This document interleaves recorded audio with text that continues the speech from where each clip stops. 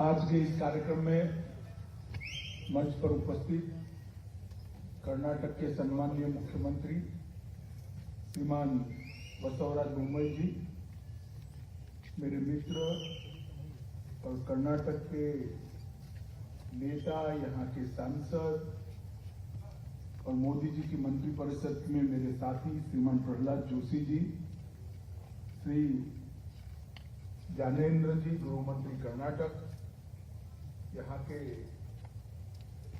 महिला और बाल विकास मंत्री हलप्पा जी, यहाँ के विधायक श्री अरविंद बेल्लाड जी, विधायक श्री अमृत देसाई जी,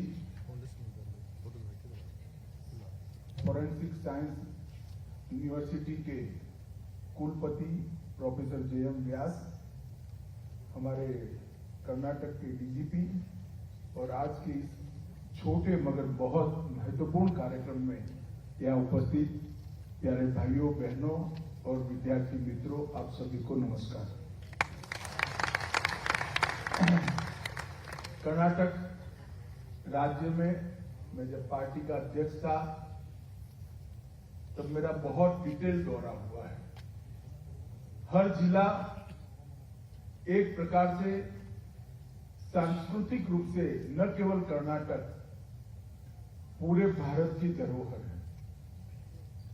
आजादी के आंदोलन में, स्वतंत्रता संग्राम में विदेशी ताकतों को रोकने के लिए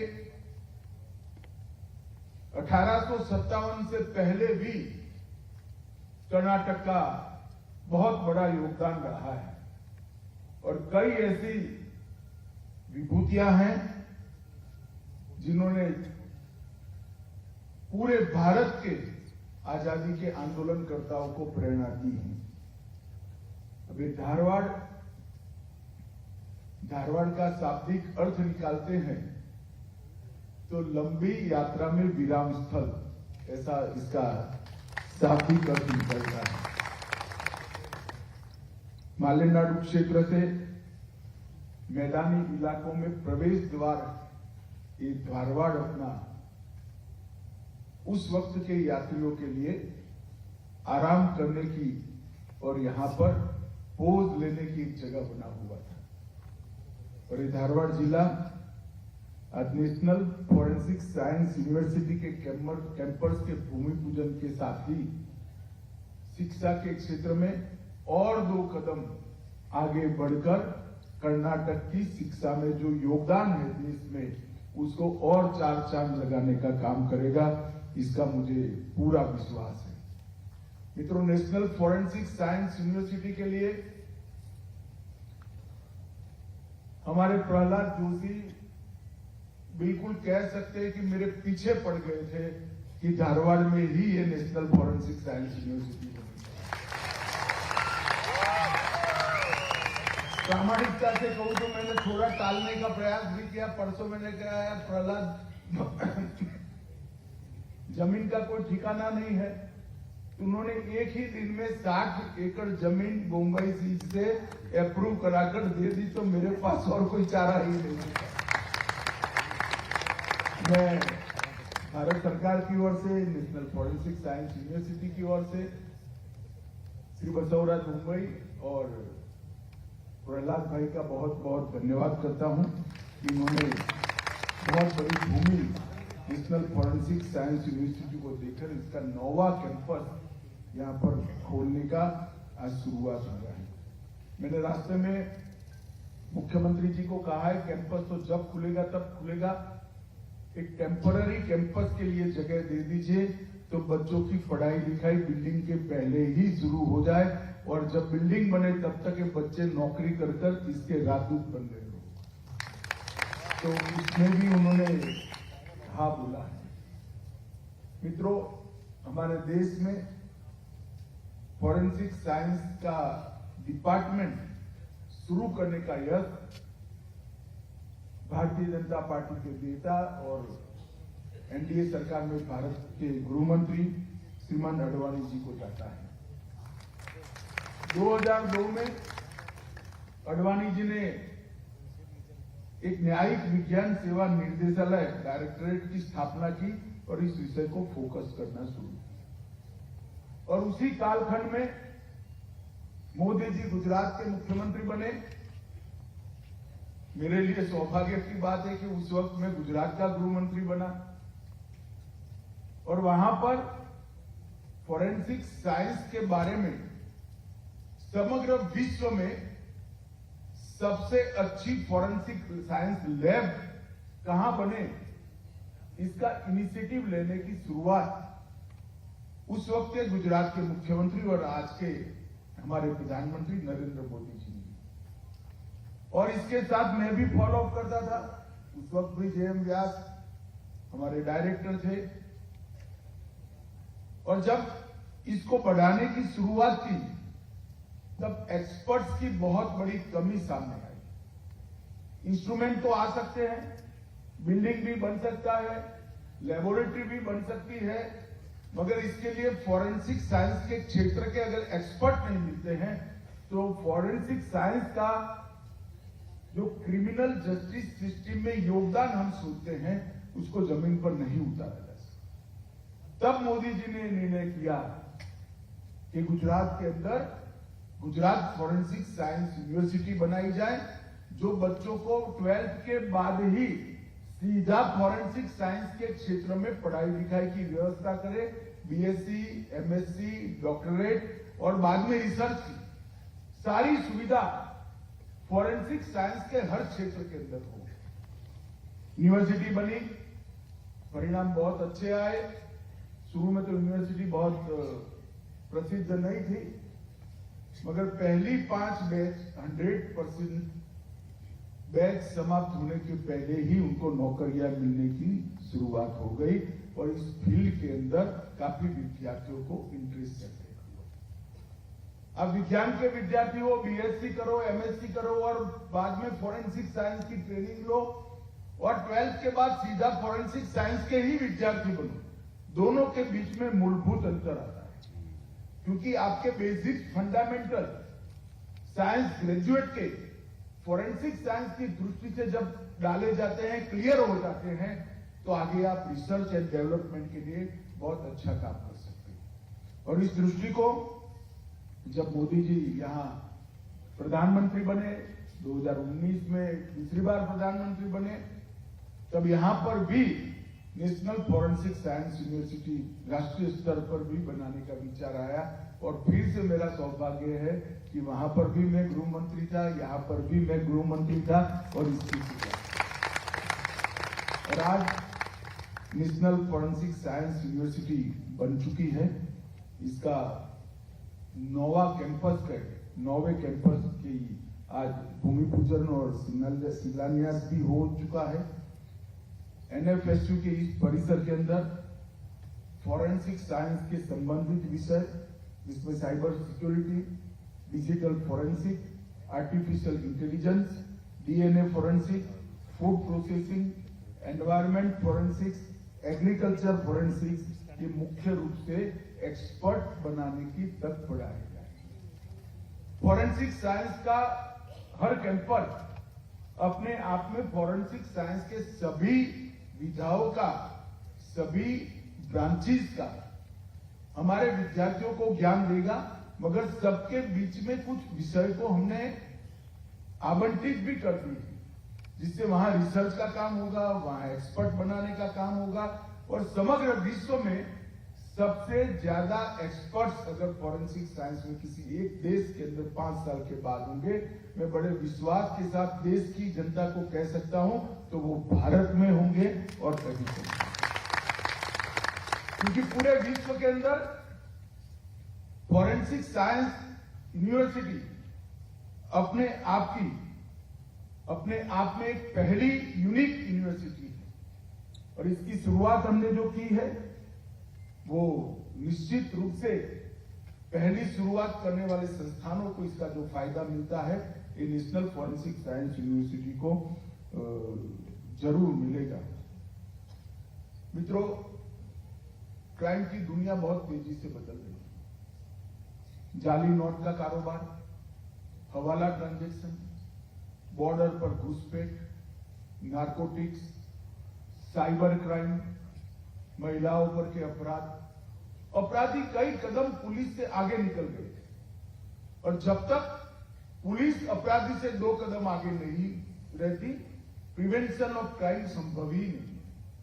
और अगर पुलिस को 2 कदम आगे रहना है तो इसकी पहली शर्त है कि दोष सिद्दीक का प्रमाण, कन्विक्शन रेशियो को हमें बढ़ाना पड़ेगा। इस पर मैं बाद में आऊंगा, परंतु जब तक इन्वेस्टिगेशन का आधार साइंटिफिक न हो, इन्वेस्टिगेशन का आधार फॉरेंसिक साइंस के बेस पर न हो, आप कोर्ट के अंदर अपराधी को सजा नहीं दिला सकते। और अगर इसको करना है तो बहुत जरूरी है कि 6 साल और 6 साल से ज्यादा जिस अपराध में सजा है, वो सभी क्राइम सीन पर सबसे पहले फॉरेंसिक साइंस के ऑफिसर को। मैं जब से गृह मंत्री बना तब से पूरे देश के मुख्यमंत्रियों को आग्रह करता हूं, डीजीपी कॉन्फ्रेंस में भी कहता हूं, मुझे आज आनंद है कि दिल्ली के बाद कर्नाटक दूसरा राज्य बना है जिसने अर्बन एरिया के अंदर 6 साल से ज्यादा सजा वाले सभी क्राइम के अंदर फॉरेंसिक साइंस के एक्सपर्ट की विजिट को कंपलसरी कर दिया है। मुझे लगता है इससे क्राइम डिटेक्शन और सजा करने में ढेर सारा सुधार होगा। मित्रों, जब भारत हर क्षेत्र में आगे बढ़ रहा है तो विश्व भर से हमारी चुनौतियां भी बढ़ी, और हमारी चुनौतियां जब बढ़ती है तब हमने समझकर चलना चाहिए कि उसको चुनौतियों के अनुरूप हमने हमारे एक्सपर्ट्स भी तैयार कर लिए। मेरी दृष्टि से कानून और व्यवस्था के 3 हिस्से हैं। एक प्रैक्टिकल लॉ एंड ऑर्डर जो पुलिस का काम है, क्राइम इन्वेस्टिगेशन जिसमें फॉरेंसिक साइंस का बहुत बड़ा रोल है, और फिर क्रिमिनल जस्टिस सिस्टम को स्ट्रेंथन करना। फॉरेंसिक साइंस के जो एविडेंस है उसको हमारी न्याय प्रणाली में महत्व दें। तो अभी हम एविडेंस एक्ट भी बदलने जा रहे हैं। आईपीसी, सीआरपीसी और एविडेंस एक्ट को बदलकर उसको वैज्ञानिक आधार पर सजा दिलाने की यंत्रणा के लिए और पुख्ता करेंगे, जिससे फॉरेंसिक साइंस के जितने भी ऑब्जर्वेशन है वो क्रिमिनल को सजा दी सके। मित्रों, अब थर्ड डिग्री का जमाना नहीं रहा है। वैज्ञानिक अनुसंधान और तकनीक के आधार पर ही हम जांच कर सकते हैं। विदेश के देशों में कनाडा जैसे देश का दोष सिद्धि मतलब कन्विक्शन का रेट 62%, इजराइल का 93%, इंग्लैंड का 80% और अमेरिका का 90%। उसके सामने हम 50% पर खड़े हैं। तो हम इसमें पीछे नहीं रह सकते। अगर भारत में कानून और व्यवस्था की परिस्थिति ठीक करनी है तो हमें हमारा दोष सिद्धि का प्रमाण बढ़ाना पड़ेगा। हमारी क्रिमिनल जस्टिस सिस्टम को फॉरेंसिक साइंस के द्वारा हुआ इन्वेस्टिगेशन के साथ इंटीग्रेट करना होगा, और कुछ जघन्य अपराधों के लिए फॉरेंसिक साइंस की जांच को अनिवार्य करना होगा। अब फॉरेंसिक साइंस की जांच को पूरे देश भर में हर थाने में अनिवार्य करना है 6 साल से ज्यादा अपराधों के लिए, तो हर साल हमें 8 से 10 हजार फॉरेंसिक साइंस के एक्सपर्ट 9 साल तक चाहिए। और हमारी capacity national forensic science university बनने के पहले Gujarat state forensic science university की कैपेसिटी 500, तो ये हो ही नहीं सकता। अब देश के सभी राज्यों में धीरे धीरे नेशनल फॉरेंसिक साइंस यूनिवर्सिटी के कैंपस खोलने के बाद 10,000 एक्सपर्ट हमें निश्चित मिलेंगे, जो आने वाले कई सालों तक क्रिमिनल जस्टिस सिस्टम को स्ट्रेंथन करने का देश की सेवा करेंगे। भारत सरकार ने फॉरेंसिक साइंस के क्षेत्र में ढेर सारे इनिशिएटिव लिए हैं। हमने चंडीगढ़ में अत्याधुनिक डीएनए विश्लेषण लैब बनाया है। इसके साथ साथ पुणे CFSL को 62 करोड़ की लागत से आधुनिक बनाया। गुवाहाटी CFSL को 50 करोड़ की लागत से, भोपाल CFSL को 53 करोड़ की लागत से और कोलकाता CFSL का 88 करोड़ की लागत से अभी अपग्रेडेशन चालू है।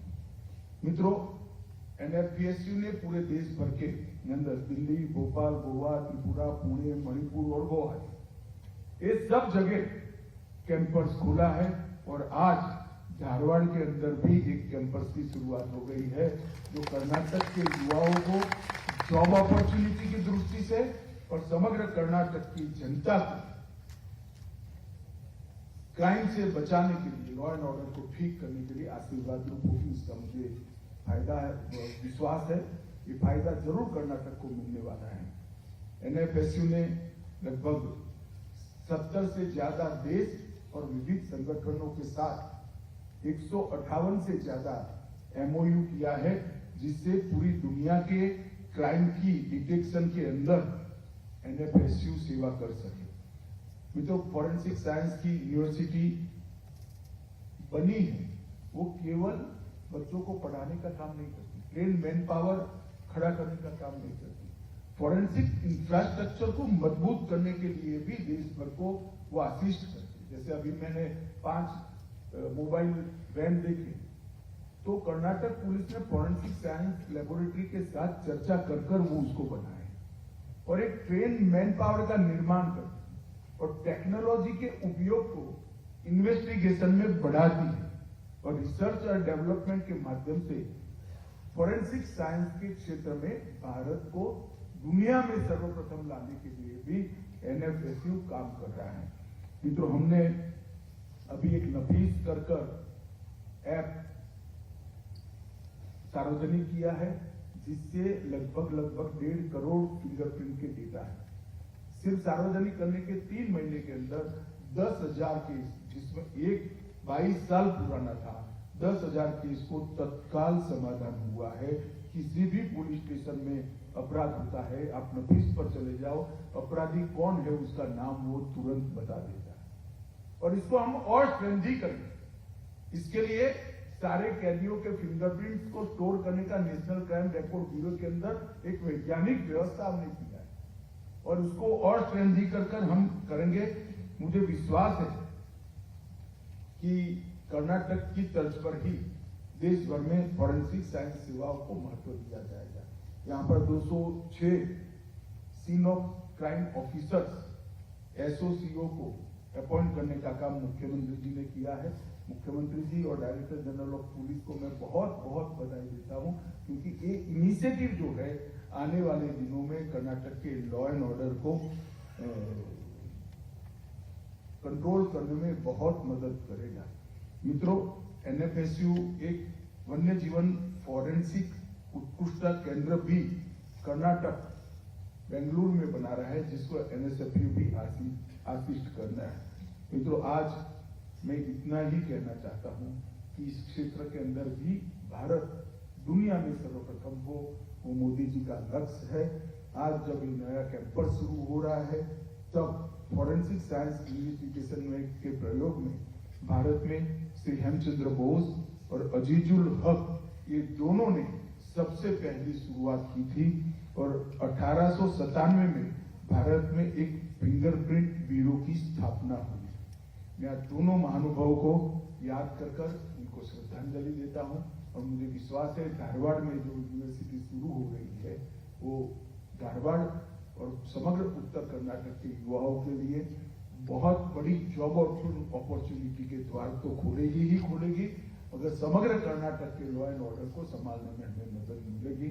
मैं फिर से एक बार अंत में विशेषकर प्रहलाद जोशी और हमारे मुख्यमंत्री बसवराज बोम्मई जी को भूमि देने के लिए और सभी सहयोग देने के लिए बहुत बहुत धन्यवाद कर मेरी बात समाप्त करता हूं। वंदे मातरम, भारत माता।